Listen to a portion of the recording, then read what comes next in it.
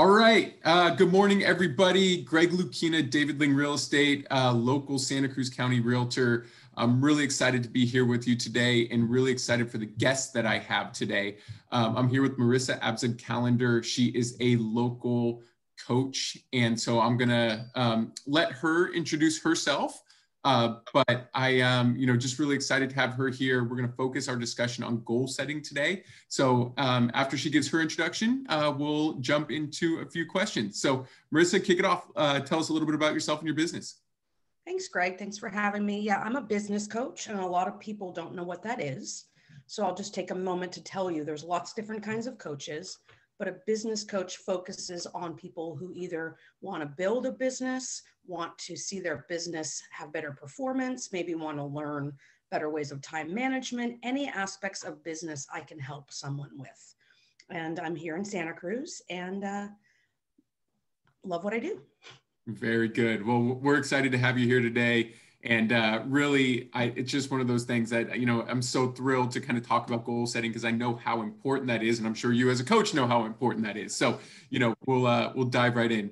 So, I just kind of want to start it with a basic procedural question. Talk about setting goals. How do we begin? I know a lot of us have had many different inputs from, people in our lives, both personally and professionally. When you're working with a client and you're sitting down and talking about goal setting, kind of walk us through that initial process that you go through in setting those goals. Absolutely. So I just actually had a new client this week.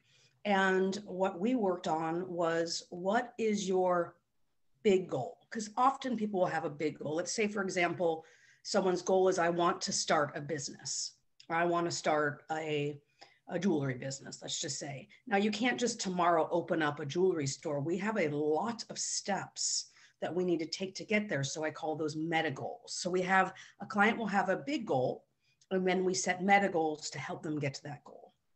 And so smaller goals within that larger goal that are kind of the stepping stones to reach ultimately what they want to accomplish. Exactly. And there's two reasons why that's important. One is because obviously it takes steps to get where we want. But two, we see success a lot quicker when we set meta goals, and that's what keeps us motivated. Outstanding. And now, can you tell us a little bit more, dive into those meta goals a little bit more? Like what, when we're setting meta goals in our life, what do you recommend? I mean, we always hear it's got to be, you got to have something that's you can accomplish, number one. You have to have something that's measurable. Are these all things that you do? I mean, do you set a time frame for those kind of, what are some crucial items that you're talking about in those meta goals? Great question. I would say it depends on the meta goal, but I like to give examples so people can relate. Let's just say I'm working with somebody who decided they want to start their own business, but one of the goals is they have to start figuring out who their network is. That's actually something that I would say I would do with everybody. Who do you already know? So a meta goal might be, this week, I'm going to reach out to 5 people that are in my contact list and see how I can network with them. So that would be an example of a meta goal. And the large goal is to start a business, but you need to figure out who you know first. And Very good. Yeah. Yeah. So you have a direct measurable outcome, which are those 5 phone calls. You gave yourself a week, so you have time associated with that. So it sounds like that's a big theme in these meta goals. No matter what they are, they should be measurable. You should put a time frame on it, so it gives yourself that ability to accomplish that. I would say that generally, but I'd be careful, because I've actually had some clients that they don't like it that way. They don't want to have numbers. They want it. So I work to whatever the client's style is. Yet I will tell you that SMART goals, which is measurable, I know we've talked about the acronym before, yeah. But basically you want to make sure it's measurable and realistic. That's the big thing, is like, some people will say, oh, I want to call 20 people next week. And I'll say, how realistic is that? So we look at what's your ideal goal and what's your realistic goal. And maybe you can call 20 people, but we're going to set 5, and then you're just going to exceed your goal, which makes us feel good. Yeah, very good. Now let's talk about goal setting in today's day and age. Obviously, 2020 was a year that none of us saw coming. It was a tumultuous year, many different levels. 2021 has started off, and we're in a similar boat. People are kind of struggling. People are trying to grasp what their purpose is, what their reason is. Is there anything that you can recommend to folks who are setting goals in 2021 that maybe you weren't recommending in 2020, or something people establish more of, or make sure that they're setting realistic goals and really making sure that they make 2021 the best year yet? Well, I mean, that's a great question. And I would say, again, it depends on the industry. Some people actually, it might be better for them because people are home and they're more accessible and they have more time. But for other people, say you want to start a brick and mortar store, that's your goal. You might have to look at some different obstacles. Maybe it's coding, maybe it's timing. So yes, it absolutely could make an impact, but depending on the business, it might actually be helpful versus hurtful. I mean, it's situational. Got it. So it sounds like you're kind of utilizing these challenges we're facing and spinning it in a way that is saying, hey, look at this challenge and turn it into a positive, is kind of what I hear from that. Let's not necessarily look at everything that's going on as a negative. I think as we've all kind of put these lenses on and kind of changing it to look at it as a positive, and how can we utilize this time to accomplish what we really want to. Yeah, and that's not obviously to make light of all the challenges people have, but it's also, this is what we have and what can we do with it. Yeah. So I think that's a huge part of goal setting, is that let's just take what we have here and be realistic. It's really important to be realistic. Well, and I would imagine as a good coach that, you're able to change and motivate folks. And so how you do that is probably, looking at the situation in a little different manner. So let's kind of switch gears. So we have the big goal set, we have some meta goals set, and this may play into what your service you provide to your clients or to folks who may be looking to work with you. But, how do you recommend people stay on track for accomplishing their goals? Obviously, one of those, the toughest part I think we all look at is, we start the year great, we're really motivated, and then come to, middle of February, middle of March, middle of June, we kind of look back and we go, dang it, we haven't really started yet. Right. What do you recommend for staying on track, and maybe how does your services play into that?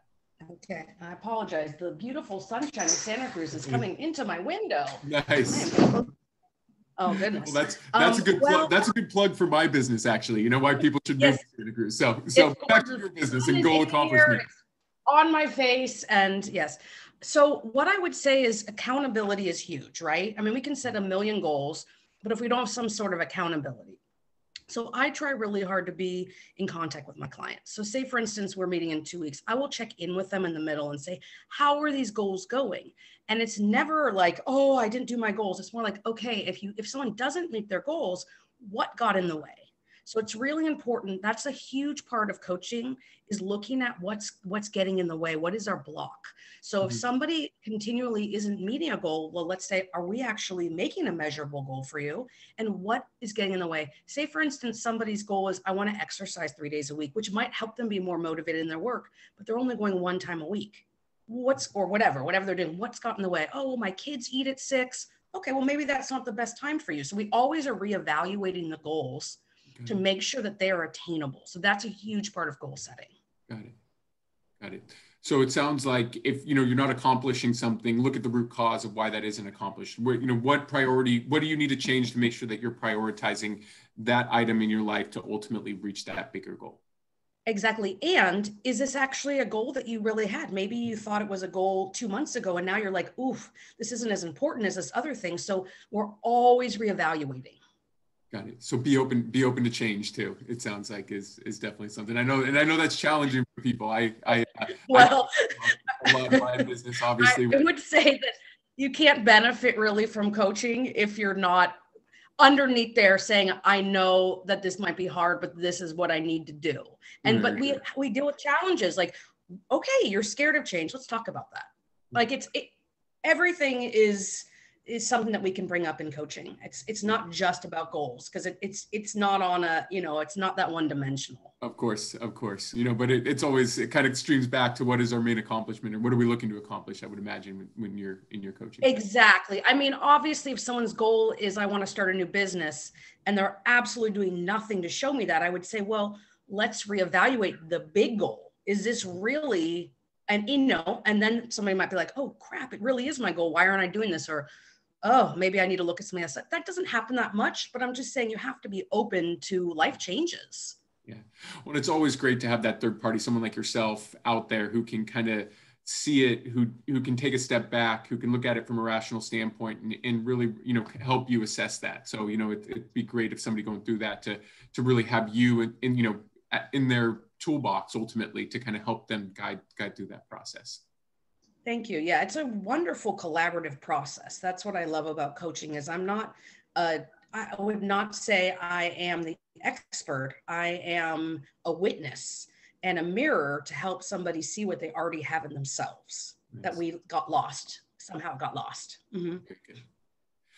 Excellent. So you and I had a conversation a few weeks ago with a group, and there were some situations that were thrown out. And so, I want to kind of throw them out to you, and maybe this will help relate to some people, as different situations, and maybe how you would help a client approach these questions, or you would help folks approach these questions. So, I'll just throw one out, let you respond, and then we'll kind of jump on to the next one.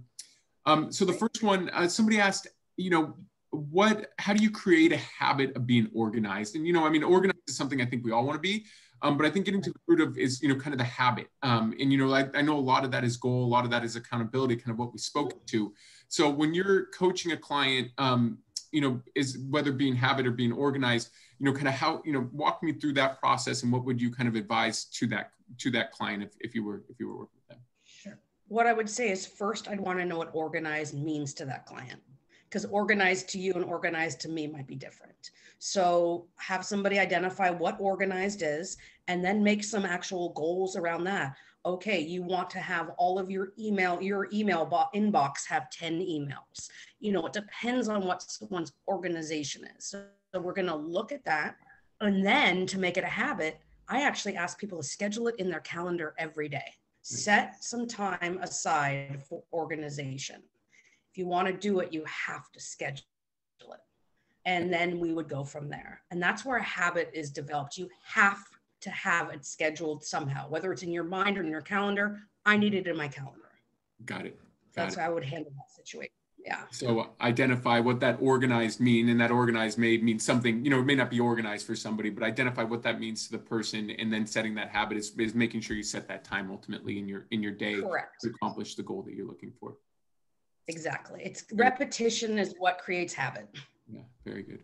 So now, I know a lot of people struggle with kind of professional and personal goals, and how to balance those professional and personal goals. So one person asked, kind of achieving their dream in their professional field versus possibly going back to school. And, I know those could align and be the same item.